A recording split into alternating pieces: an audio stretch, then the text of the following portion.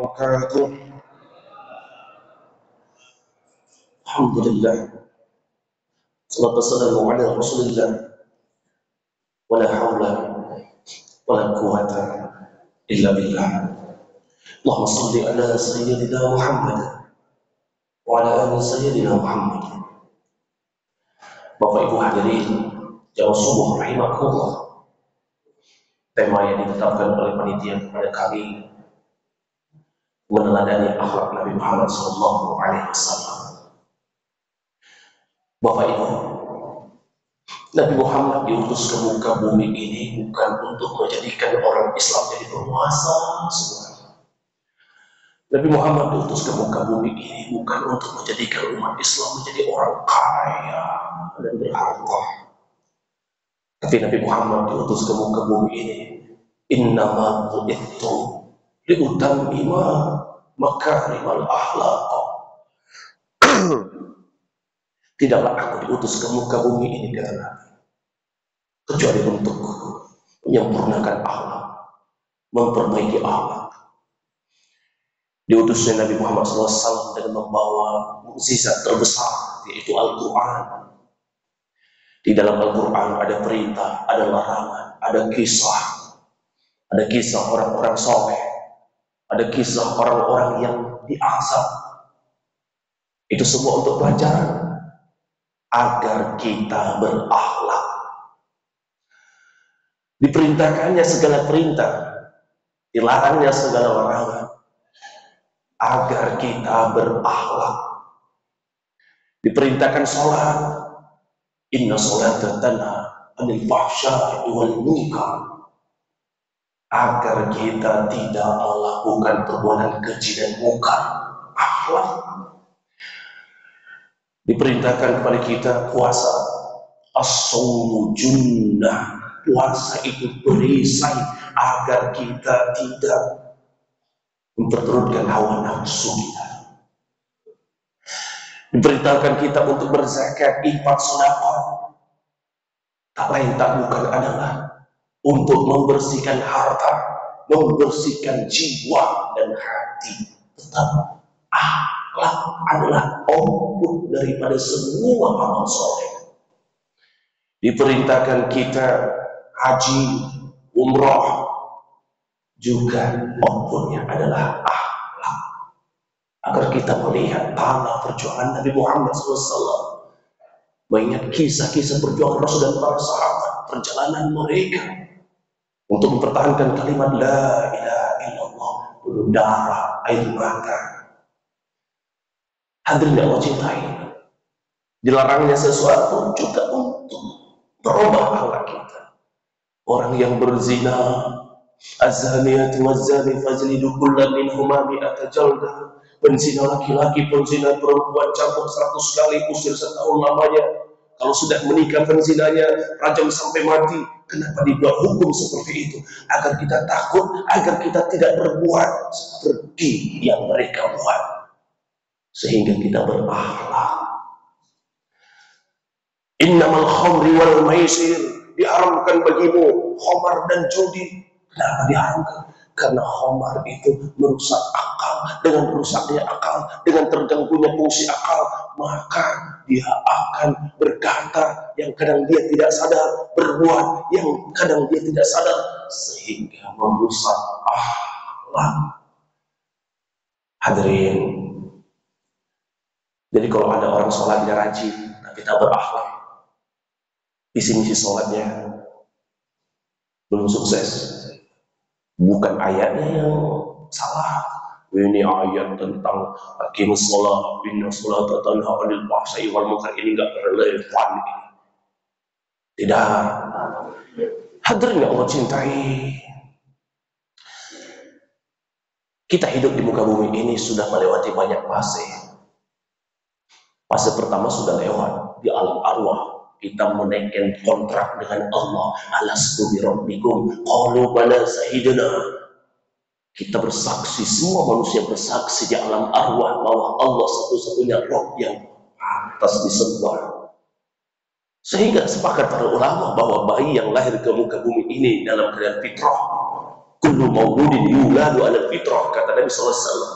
Setiap bayi terlahir dalam keadaan fitrah, fitratul Islam, fitratul iman. Kita sekarang sedang di alam dunia. Wa mal hayatid dunya mata'ul ghurur. Ya, dunia yang singkat hanya sebuah candaan permainan yang akan ada garis finishnya. Wa mal hayatud dunya illa la'ibun wa lahun. Dunia ini adalah permainan. Yang namanya permainan, hadirin, pasti ada selesainya, pasti ada start dan finishnya. Mana ada game-game yang diciptakan di dunia ini, permainan-permainan di handphone tuh ada start, ada finish, ada level 1, ada level terakhir. Begitulah hidup kita ini di dunia ini. Tujuan kita bukan dunia, tujuan kita adalah akhirat. Agar kita sampai ke tujuan finish, maka ada contoh yang mesti kita teladani, Orang yang paling mulia di hadapan Allah bukan orang yang paling besar rumahnya. Orang-orang yang besar rumah, kalau tak melihat rumahmu, yang paling mulia di sisi Allah bukan orang yang banyak uang. Orang yang banyak uang, kalau tak lihat uangmu. Yang paling mulia di dunia ini bukan orang yang cantik jelita, rupawan, tampan. Orang cantik dan tampan, kalau tidak melihat wajahmu, bentuk rupamu. Tapi Allah Subhanahu wa taala, innallaha la yanzuru suwarikum wa amwalikum, walakin yanzuru fi qulubikum wa a'malakum. Sesungguhnya Allah Subhanahu wa taala tidak melihat bentuk rupamu, tubuhmu, bentuk hidungmu. Kalau di hadapan manusia mungkin kalau ditanya mana yang lebih indah, mana yang lebih baik, si hidung pesek atau si hidung mancung, pasti dijawab yang mancung lah Ustaz. Mana yang lebih baik, si kulit hitam sama si kulit putih. Sampai sekarang kasus ras, si kulit hitam, si kulit putih masih ada. Si kulit putih menghinakan si kulit hitam. Mana yang lebih baik, badan ideal tinggi 170 atau usia sudah 40, maaf, tapi masih KT. Orang memuji yang tinggi. Tapi di hadapan Allah, hadirin, innallaha la yanzuru suwarikum. Allah tidak melihat bentuk tubuhmu, rupamu, wajah, warna kulitmu. Di awalihim, Allah tak melihat banyak harta. Walakin yanzuru fi qulubikum. Yang Allah lihat adalah hatimu, akhlakmu, perbuatanmu. Banyak uang tak berakhlak, nol. Besar rumah tak berakhlak, nol. Banyak duit tak berakhlak, nol. Tinggi jabatan tak berakhlak, nol. Rajin sholat tak berakhlak, nol. Rajin puasa tak berakhlak, nol. Karena tujuan syariat ini adalah liutammima makarimal akhlak, untuk memperbaiki akhlak kita. Rajin sholat belum berakhlak, perbaiki lagi sholatnya. Bukan hentikan sholatnya. Mungkin sholatnya, pakaian sholatnya dari yang haram, motor dipakai dia sholat dari kredit haram, makanan yang dia makan dari yang haram, perbaiki. Atau perbaiki ilmu sholatnya. Barangkali kita sudah 50 tahun sujud, tak paham-paham arti sujud. Subhana rabbiyal a'la, apa artinya? Banyak yang tak tahu. Subhana rabbiyal azim, banyak yang tak tahu. Sami Allah liman hamidah, masih banyak yang tak paham. Rabbana walakal hamd, masih banyak yang belum mengerti. Jadi selama ini sholatnya kayak sholat orang mabuk. Tahu orang mabuk? Orang mabuk tahu. Orang mabuk itu kalau ngomong tak tahu apa yang dia omongin. Orang mabuk kalau ngomong tak tahu apa yang dia omongin. Sholat banyak kayak sholat orang mabuk. Hafalan sholat lancar, bacaan sholat lancar, tapi tak paham apa yang dia ucapkan. Kayak sholat orang mabuk, sehingga tidak merubah akhlaknya. Hadirin, tentu saja contoh daripada akhlakul karimah adalah Rasulullah Muhammad SAW.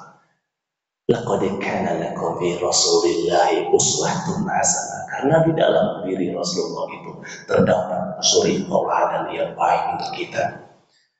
Dan kita diperintahkan untuk mencontoh Nabi, bukan mencontoh malaikat.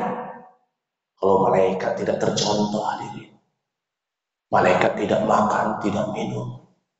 Kalau kita sedikit-sedikit makan, sedikit-sedikit minum. Bahkan tidak hanya 3 kali sehari makan. Makan besarnya 3 kali sehari. Sarapan, makan siang, makan malam. Belum lagi makan kentang, makan jus apel, makan vitamin. Banyak makan kita. Kita tak disuruh mencontoh malaikat. Malaikat tidak nikah, tidak kawin. Kalau awak nih hadirin, 3 hari tak menyentuh istri, tambah uban sebiji. Udah dapat satu yang cantik, baik, pengen nambah. Jadi malaikat tak tercontoh. Ya. Bapak pengen nambah juga. Ada satu trik supaya istri ridho. Mau Bapak Ibu trik ini? Tidak usah, bahaya. Alhamdulillah istri saya sudah ridho. Tapi dibutuhkan 2 R untuk nambah. Dibutuhkan 2 R. 1 ridho istri, kedua ready. Harus ada yang ready. Saya sudah dapat 1 R, Bapak Ibu. Ridho sudah dapat. Yang ready belum ada. Hadirin yang cintai. Jadi kita disuruh mencontoh Nabi Muhammad, bukan mencontoh malaikat. Jadi nggak usah ada yang bercita-cita seperti mereka. Nggak bisa tercontoh malaikat tuh. Tapi Nabi Muhammad adalah seorang manusia sama seperti kita. Dia makan, dia minum. Dia adalah seorang ayah, dia adalah seorang suami, dia adalah seorang tokoh masyarakat, dia adalah seorang masyarakat, dia adalah seorang pemimpin, dia adalah seorang pedagang, dia adalah seorang pengusaha, dia adalah seorang sama seperti kita. Istrinya juga, hadirin, sama seperti istri-istri sekarang. Ada istri yang sudah agak tua, ada istri yang masih muda, ada istri yang suka merajuk, ada istri yang suka membanding-bandingkan, ada istri yang pernah diceraikan. Di sini ada istri yang suka merajuk, Aisyah namanya. Di sini ada istri yang suka agak keras, Hafsah namanya. Hadirin cintai, Nabi Muhammad SAW memiliki banyak istri. Istri-istri Nabi mewakili istri-istri zaman sekarang. Dan Rasul bisa menjadi istri yang baik untuk untuk 9 istrinya. Bisa menjadi istri yang baik, suami yang taat, suami yang soleh untuk 9. Kita untuk 1 saja, ya Allah. Untuk 1 saja, Allah Akbar. 1 istri rasa 9, ya kan? Bapak Ibu tercinta Allah, maka Nabi Muhammad adalah teladan kita dalam hidup dan kehidupan ini. Di antara yang mesti kita contoh dari akhlak Nabi, 1, tentu saja yang sudah viral, kita ulang-ulang lagi kaji. Materi ini sudah sering kita dengar, tapi namanya tausiah, nasiyah, lupa. Namanya ada tausiah, mengingatkan, supaya meningkatkan motivasi kita untuk beramal. Rata-rata 30 malam tarawih ada tausiah, ada tausiah zuhur. Kajian-kajian yang disampaikan Ustadz itu juga ya. Akidah, akhlak, fikih, sejarah. Mana ada yang baru fikih tentang Islam? Paling-paling poles-poles sikit. Mana ada yang baru tentang akidah Islam? Paling-paling penguatan sikit. Mana yang baru tentang sejarah-sejarah zaman dahulu? Paling-paling pendekatannya yang berbeda. Jadi mengingatkan sebenarnya. Namanya disebut tausiah. Tausiah, mengingatkan. Akhlak Nabi yang pertama yang mesti kita contoh adalah siddiq. Itu jujur. Jujur. Nabi Muhammad adalah orang yang jujur dalam 3 hal. Nabi Muhammad adalah orang yang jujur dalam 3 hal. Pertama, jujur dalam ucapannya. Yang kedua, jujur dalam hatinya. Yang ketiga, jujur dalam perbuatan. Jadi jujur itu mesti ada 3 perkara. Jujur ucapan, jujur hati, jujur perbuatan. Kalau berbeda antara ucapan dengan hati, munafik. Kalau berbeda antara ucapan dengan perbuatan, munafik. Makanya Rasul bersabda bahwasanya min alamatil munafiki salasa. 3 ciri-ciri munafik. 1, idza hadasa kadzaba. Jika berbicara bohong. Hatinya tahu itu salah. Hatinya pasti tahu itu salah, tapi bibirnya masih berbohong. Makanya munafik. Dan orang munafik itu adalah innal munafiqina fid darkil asfali minan nar. Sesungguhnya orang-orang munafik itu akan dicampakkan ke kerak-kerak neraka. Hadirin, jadi jujur. Pertama adalah jujur atau sidik, ya. Sidik dalam ucapan. Sidik dalam ucapan. Benar dalam ucapan. Jadi Bapak Ibu, sidik dalam ucapan, benar dalam ucapan, mesti mengandung beberapa unsur yang disebutkan dalam Quran. Pertama, sidik dalam ucapan, tidak ada yang keluar dari lisan Nabi kecuali qaulan sadida, perkataan yang benar. Inilah sidik yang pertama dari ucapan. Qaulan sadida, perkataan benar sesuai fakta. Tak boleh bohong, tak boleh mengada-ada. Bohong itu mengandung 3 unsur. 1, suka menambah-nambah. Dia dapat informasi 2 biji, disampaikannya 7 biji.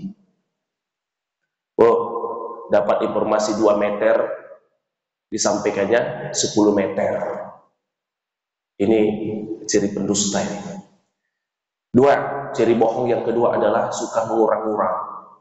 Dia dapat informasi 15 meter, disampaikannya cuma semeter. Yang lainnya dirahasiakan, ditutup-tutupin. 3, mengada-ada. Yang tak pernah ada, diadakan. Dipoles, diedit seolah-olah pernah terjadi. Ibu-ibu kalau punya suami, tiba-tiba dapat kiriman foto. Suami ibu sedang berpelukan dengan perempuan lain. Jangan langsung percaya. Jangan-jangan itu bohong. Diada-adakan, diedit. Apalagi zaman AI sekarang. Oh, luar biasa fitnahnya. Itu hoax namanya. Jadi Bapak Ibu, perkataan kita harus sidik. Qaulan sadida. Perkataan kita harus benar. Kedua, setiap perkataan yang keluar dari lisan Nabi pasti qaulan karima. Perkataan yang mulia. Dan memuliakan orang yang diajak berkata. Kadang-kadang hadirin, ada perkataan kita itu benar, sesuai fakta, tidak ditambah, tidak dikurang, tapi merendahkan orang lain. Itu tak sidik dalam ucapan. Hitam, betul Pak, dia hitam, tapi nggak sidik ucapannya. Tidak qaulan karima. Kalaupun dia hitam, jangan bilang hitam. Gendut. Betul Pak, sesuai fakta dia gendut. Tapi tidak sidik, tidak qaulan karima. Ada orang rapat di masjid, sebut saja namanya Herman. Herman memberi pendapat. Pendapat saya tentang program kurban tahun ini, begini. Datang Bapak Budi. Pak Herman, pendapatmu itu salah. Pendapatmu itu kurang relevan. Entah apa-apa kau bilang. Tak boleh. Itu tidak karimah. Meskipun pendapat dia salah, teruslah dengan kata-kata qaulan karimah yang memuliakan orang lain. Pak Herman, pendapatmu memang sudah mantap, berani, hebat. Memang kita butuh orang kayak Pak Herman, pemberani memberikan pendapat. Tapi alangkah bagusnya pendapat itu dipoles sedikit dengan seperti ini. Oh, itu namanya qaulan karimah. Kadang-kadang pertengkaran kita dalam rumah tangga bukan karena kesalahan informasi, tapi kesalahan cara menyampaikan tak baik. Hadirin, Jadi harus qaulan karimah. 3, qaulan ma'rufah. Tidak ada yang keluar dari lisan Nabi kecuali itu hal yang manfaat, hal yang mengandung pahala, hal yang mengandung rahmat, hal yang mengandung pelajaran, hal yang mengandung peringatan. Ini kadang-kadang ada bapak-bapak nih hadir, nongkrong di warung sambil main domino, sambil minum teh. Dari ba'da isya jam 8 sampai jam 12 malam. Ngobrol. Yang diobrolkan tak ada disebut nama Allah, tak ada disebut nama Rasulullah, tak ada disebut tentang motivasi beribadah, tak ada disebut tentang takrib wa tarhib, tak ada disebut tentang kebaikan, tak ada disebut tentang semuanya sia-sia. Itu tidak qaulan ma'rufah, tidak. Kalau bapak-bapak di sini sama ibu-ibu di sini, Ustaz yakin dan percaya karena ini adalah masjid taklim, masjid yang dimana jemaahnya rajin menuntut ilmu. Pasti kalau ngobrol di warung, Pak Joko, saya teringat sabda Nabi SAW, Pak Budi, udah sholat, sholat itu menenangkan hati loh. Pasti itu obrolannya di sini, betul? Betul? Tapi kalau bapak-bapak dekat daerah kami sana, asal sudah ngobrol, jangan Pak Budi itu. Selama dia jadi bendahara masjid, makin kaya beliau. Udahlah, hari Senin Pak Joko yang digibah, jam 8 sampai jam 9 Pak bendahara masjid yang digibah, jam 10 sampai jam 11 Pak ketua Ramadan yang digibah, jam 11 sampai jam 12 Pak Prabowo yang digibah. Allahu Akbar. Tidak ma'ruf itu. Hadirin cintai, ada lagi qaulan baligh. Jadi yang mesti keluar dari lisan kita, tak ada yang keluar dari lisan Nabi hadirin kecuali qaulan baligh. Nabi pandai dalam berbicara. Dia tahu dengan siapa dia bicara. Kalau Nabi bicara sama anak kecil, begini caranya. Kalau Nabi bicara sama orang tua, begini caranya. Kalau Nabi bicara sama anak muda, begini caranya. Oh, semangat ya. Hadirin cintai. Begitu juga kita. Kita harus pandai-pandai sidik dalam berbicara. Bu, suami ibu baru pulang dari ladang, capek, lelah, letih, hasil tak ada, pulang-pulang dalam keadaan lelah, bawa parang. Bawa apa? Bawa parang. Baru sampai depan rumah, si istri menyampaikan unek-uneknya. Abang, cemana nih bang, begini bang, begini bang, begini bang. Lagi bawa apa tadi suaminya? Lagi bawa apa? Pernah dengar berita di Indosiar jejak kasus seorang suami membacok istrinya? Karena tak pandai melihat situasi, kondisi. Nanti aja aku sampaikan unek-unekku ini. Bang, lapar bang? Mau mandi dulu atau makan dulu atau makan aku? Udah selesai semua, udah wangi, udah makan, baru abang, insya Allah sampai kebenaran itu. Jadi harus pandai-pandai kita. Sama seperti bicara di depan anak TK, tak semua ustadz pandai. Ada ustadz khusus, ustadz tuan guru UAS aja angkat tangan. Kalau dia ceramah di depan anak TK angkat tangan, dia panggil ustadz dia panggil ustadz macam-macam ya. Hadir cerita, jadi harus pandai-pandai melihat situasi. Kalau kita bicara sama orang Batak, maklum lah. Kalau kami orang Batak ini agak keras suara, maklum, sehingga hati kita lapar. Wajar dia begitu. Sebenarnya dia tak marah. Memang tenggorokannya lubangnya luas. Wajar orang Batak itu keras-keras suaranya. Tinggal dulu di gunung-gunung, di Bukit Barisan, Sumatera Utara sana. Antara satu rumah dengan rumah yang lain dikelilingi oleh bebatuan sehingga nanggo simuksin. Ini nyaman aku. Nanya makan aja kayak marah jadi. Nanya makan sudah makan atau belum saja kayak berburu hadirin. Jadi Bapak Ibu kalau ada bicara sama orang Batak, nampak dia agak-agak keras suaranya, maklum. Sejukkan hati, wajar. Sehingga tak berantem. Kalau bicara soal, apa kau marah-marah? Orang santai kau marah-marah, ngegas aja kau. Dia nggak ngegas.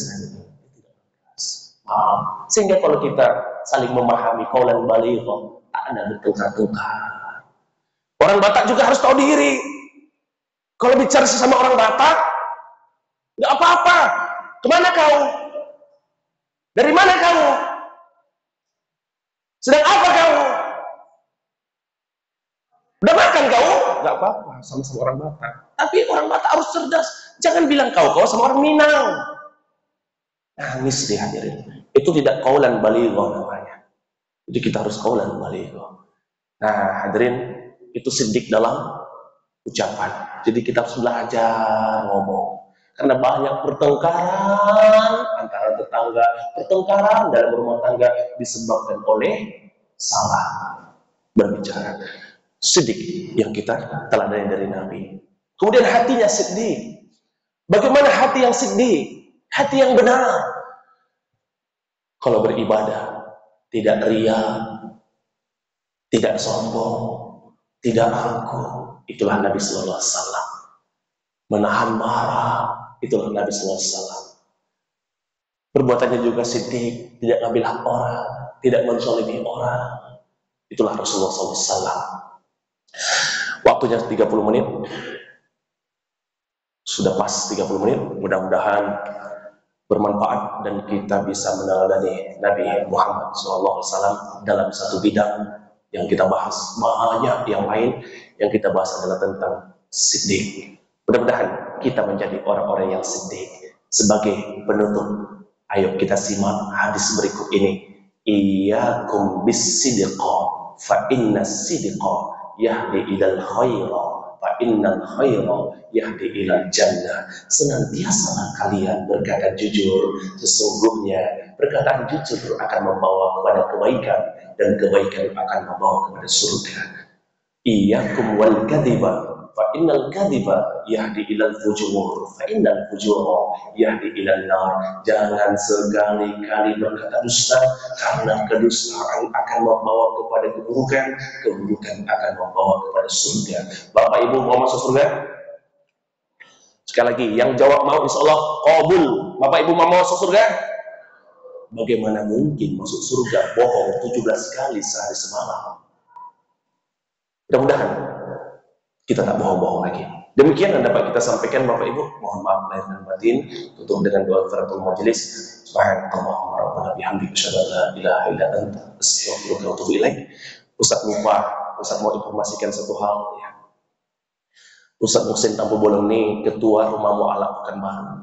Amil zakat resmi yang diangkat oleh pemerintah khusus mu'alaf.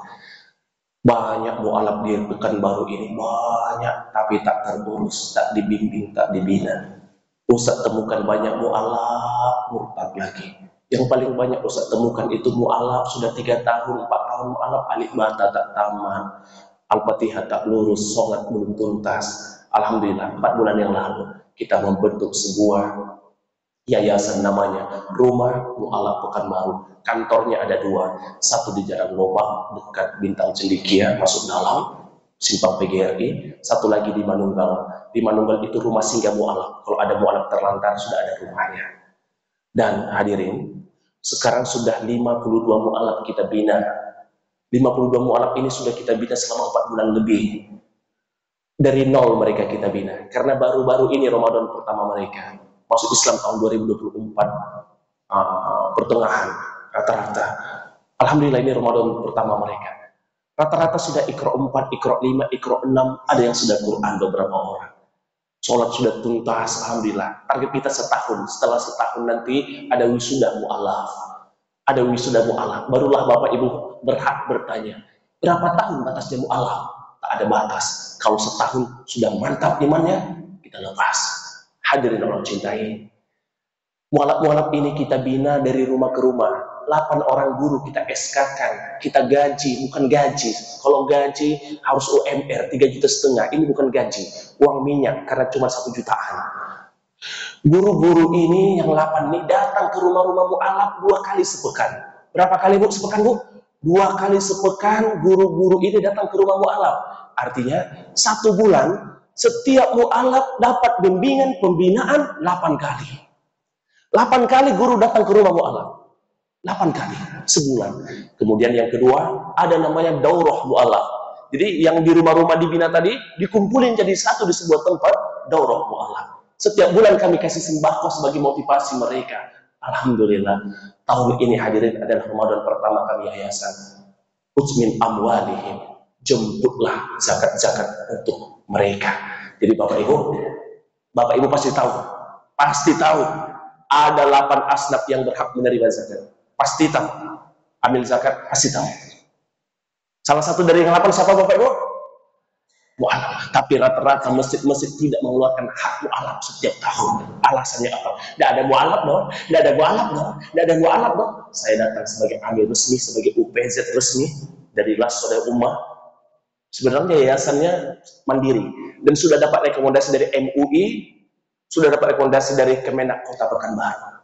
Nanti saya akan titip proposalnya kepada pengurus masjid agar zakat hak mu'alaf disalurkan melalui yayasan dan kami akan menyalurkannya kepada mu'alaf.